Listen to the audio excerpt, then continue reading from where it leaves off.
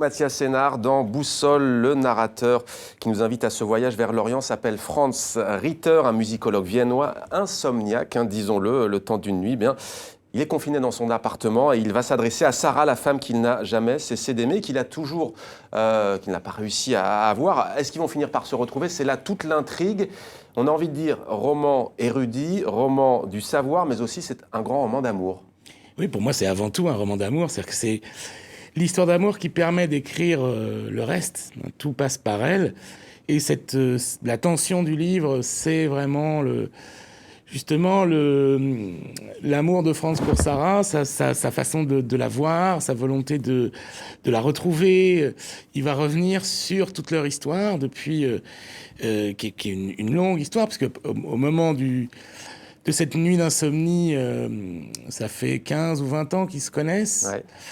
Et donc on va replonger depuis le départ, pas forcément chronologiquement, mais en tout cas on va reconstruire à travers le regard de Franz cette histoire d'amour.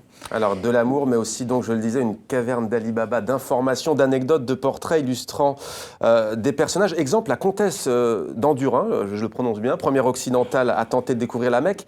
Pour cela, elle va épouser, vous le racontez très bien, un bédouin, un mariage blanc pour l'accompagner et aller à la Mecque, sauf que ça va se gâter. Oui, la pauvre, bien sûr, enfin le pauvre aussi. C'est une histoire assez tragique. Elle habitait en Syrie depuis déjà quelques années. Elle était la gérante et propriétaire de l'hôtel Zénobie à Palmyre, qui se trouve donc au milieu des ruines de Palmyre. Et elle a envie de faire un grand voyage, d'être la première à accomplir quelque chose, et elle décide de se rendre à la Mecque. Pour ça, elle fait un mariage blanc avec un des bédouins originaires du Nejd, mais qui se trouvait à Palmyre.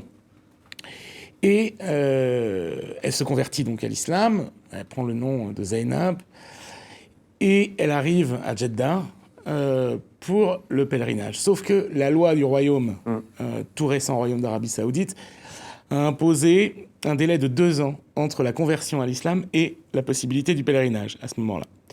Et donc évidemment, elle se retrouve bloquée à Jeddah. Son mari va à la Mecque, lui, seul, pour demander une permission exceptionnelle au roi pour qu'elle puisse accomplir le pèlerinage. Entre-temps, elle est hébergée dans le harem du gouverneur de Jeddah. Ouais. Elle revient et... son mari revient sans cette permission exceptionnelle et peu de temps après, le mari meurt. Apparemment d'une mort subite, et on accuse en tout cas Marga d'Andurain de l'avoir empoisonnée. Et donc elle se retrouve en prison, accusée de mort, accusée d'assassinat. Elle est à 2 doigts d'être exécutée, et finalement elle est libérée faute de preuves. On est, Mathias Sénard, dans une actualité très tourmentée, pour ne pas dire meurtrière, des 2 côtés de la Méditerranée. Votre roman, il tombe, on a envie de dire, à pic pour briser quelques clichés, pour rappeler aussi un héritage commun sans doute. En tous les cas, on a envie de dire presque un pont d'amour entre Occident et Orient.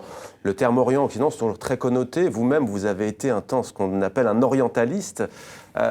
C'est ça aussi ce livre ? Bon, alors, il n'y a plus d'orientalistes. Aujourd'hui, on est des héritiers, sans doute, des orientalistes, mais le paradigme, en tout cas scientifique, est bien différent de ce qu'il était à l'époque. Le livre, s'il y a un projet, disons, politique, un peu au sens large et noble du terme, c'est d'ouvrir un peu les horizons, de voir au-delà, justement, de la violence actuelle, au-delà